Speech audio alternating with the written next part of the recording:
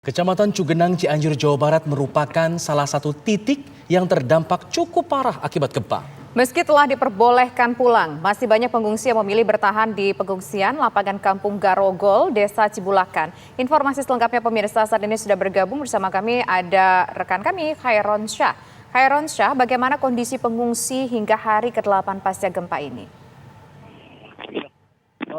Kita pemirsa.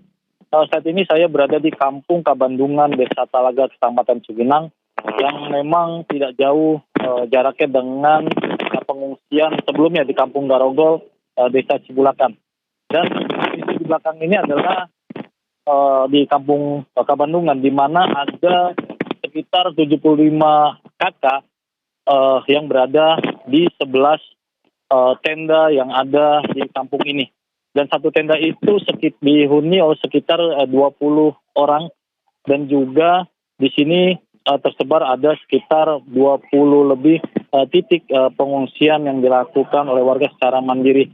Dan tadi saya sudah berbincang dengan warga yang mengungsi di sini bahwa kebutuhan makanan serta minuman itu sudah terpenuhi di sini. Namun yang diperlukan saat ini sama seperti halnya pengungsi di Kampung Garogol, yaitu dibutuhkannya pakaian dewasa, kemudian juga pakaian anak-anak, dan kebutuhan selimut, dan juga alas tidur. Selain itu juga bantuan-bantuan yang datang di pengungsian ini memang bentuknya seperti mie instan yang harus dimasak, dan warga saat ini kesulitan untuk memasak karena tidak adanya gas LPG. Alfat. Iya, baik. Tahan dulu laporan Anda, Heron Syah, karena kita akan mendengarkan dulu keterangan pers dari pihak pemerintah Kabupaten Cianjur yang berada di pendopo Kabupaten Cianjur untuk informasi terbaru dari sana. Yang saya hormati Bapak Forkopimda, Pak Kapolres, dari BMKG, kemudian dari Basarnas dengan moderator. Yang saya hormati rekan-rekan wartawan yang kesempatan sore hari ini bersedia hadir untuk menghadiri press conference pada rilis berita sore ini terhitung 29 November 2022 pukul 17.19 waktu Indonesia Barat.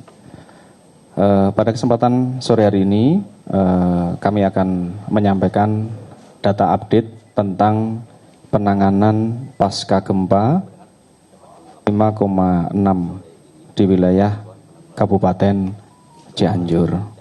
Adapun yang pertama bisa kami sampaikan tentang korban jiwa, di mana sampai dengan waktu sekarang, jam sekarang, korban jiwa meninggal dunia sejumlah 327 jiwa. Hasil pencarian sampai dengan Selasa 29 November ditemukan sejumlah 4 jiwa. Adapun korban hilang yang masih dalam pencarian sesuai dengan data yang update dari hari kemarin, yaitu tersisa 5 jiwa. Dan 4 orang yang ditemukan ini pada dasarnya ditemukan di wilayah Cijedil. Namun berdasarkan laporan yang kami terima, ada korban hilang. Berita ini kami terima dari 2 desa, yaitu Kepala Desa Cijedil sebanyak 6 jiwa dan Kepala Desa Mangunkerta sejumlah 2 jiwa. Kemudian apabila dijumlahkan, total keseluruhan korban hilang dalam pencarian itu sejumlah 8 orang. Sehingga total laporan yang hilang sampai dengan sore ini sejumlah 13 orang. Selanjutnya korban luka terdiri dari luka berat sejumlah 595 orang. Korban luka berat yang saat ini masih dirawat di semua rumah sakit di Cianjur sejumlah 68 orang. Kemudian untuk pengungsian sendiri, data yang kami terima, yang kami himpun berdasarkan survei yang dilakukan oleh BNPB bersama Kementerian P3A dan UNFPA yang bertujuan untuk mendapatkan data pengungsi terpilah antara lain distribusi umur, jenis kelamin, dan kelompok rentan di posko pengungsian.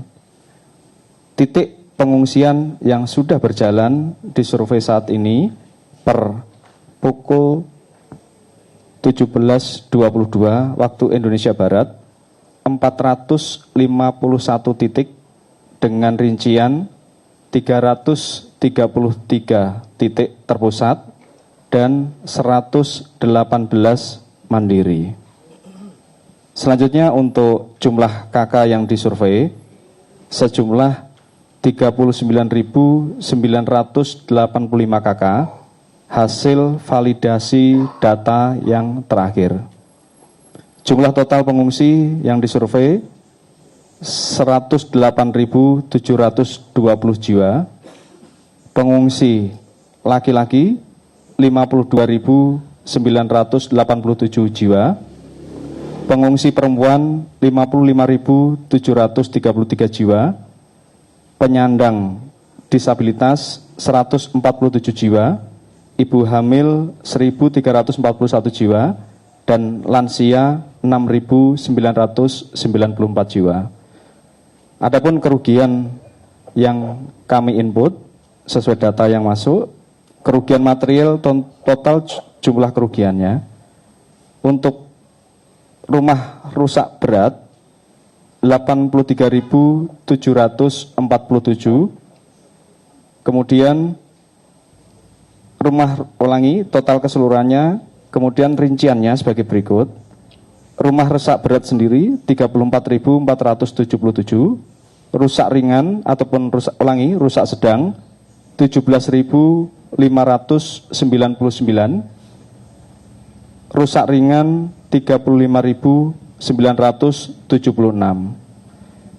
Adapun infrastruktur yang rusak terdiri dari sekolah sejumlah 511, tempat ibadah 187,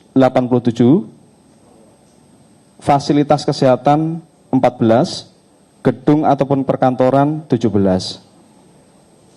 Ada beberapa kecamatan yang terdampak di wilayah Kabupaten Cianjur. Di sini sejumlah 16 kecamatan terdiri dari 169 desa.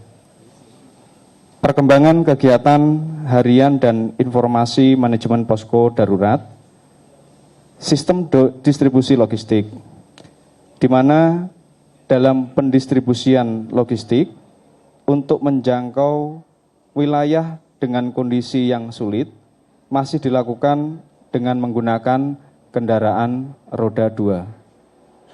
Adapun beberapa logistik yang diberikan adalah air mineral 100 dus, beras 2.600 kg, mie instan 172 dus, obat-obatan 18 dus, selimut 495 pieces, perlengkapan ibadah 30 pieces, makanan dalam kemasan 52 pieces, pakaian dalam 12 dus, terpal 229 lembar, paket sembako 400 paket, dan matras 450 lembar. Bantuan logistik juga terus berdatangan dari para donatur, relawan, maupun kementerian dan lembaga. Relawan sendiri yang terlibat terdiri dari organisasi relawan, sejumlah 347 organisasi bekerja di 15 sektor, jumlah personil 4.982 relawan, tugas dan dukungan akan dibagi sedemikian rupa, baik untuk dukungan pencarian dan evakuasi, dukungan logistik dan pengungsian, pendataan kerugian material dan tugas-tugas lainnya. kondisi kegempaan, BMKG merilis kegempaan setelah berjalan beberapa hari ini mulai sudah melemah, di mana masyarakat dihimbau dapat kembali ke rumah yang tidak rusak berdasarkan pemantauan 7 hari. Terakhir sampai dengan hari ini menunjukkan bahwa aktivitas gempa bumi, baik itu gempa bumi susulan, maksud kami, secara fluktuatif semakin mengecil dan frekuensinya semakin jarang. Dengan mempertimbangkan kondisi tersebut, maka masyarakat dapat kembali ke rumah masing-masing dengan catatan kondisi bangunan rumahnya tidak mengalami kerusakan struktur. Bagi warga yang kembali ke rumah, dihimbau untuk menata perabotan rumahnya sedemikian rupa agar jalur evakuasi keluar rumah menjadi lapang dan tidak terhalang oleh benda apapun. Kemudian selanjutnya kami sudah terbentuk satuan tugas, IC Commander Bapak Bupati, kemudian tersun di belakang bawahnya. Kami dalam Satgas sudah terbentuk menjadi beberapa bagian, di mana dalam bagian ini optimis bisa melaksanakan tugas ini dengan sebaik-baiknya. Demikian untuk update sampai dengan sore hari ini. Wassalamualaikum. Ya pemirsa, itu tadi keterangan pers yang disampaikan oleh Dandim Cianjur. Ada beberapa informasi penting, diantaranya dinyatakan 327 korban meninggal dunia, 9 orang dinyatakan hilang, kemudian juga sebanyak sekitar lebih dari 34.000 rumah warga mengalami rusak parah, ditambah lagi dengan sejumlah infrastruktur juga mengalami kerusakan, mulai dari sekolah, kemudian juga masjid, kemudian juga gedung perkantoran pemirsa. Dan ada 16 kecamatan yang terdampak, totalnya ada 169 desa, dan juga tadi disampaikan seiring dengan berjalannya waktu, frekuensi kegempaan dan juga magnitudo kegempaan yang terjadi, yaitu gempa susulan, sudah mulai menurun, dan warga yang rumahnya tidak mengalami kerusakan dihimbau agar bisa segera kembali ke rumah mereka.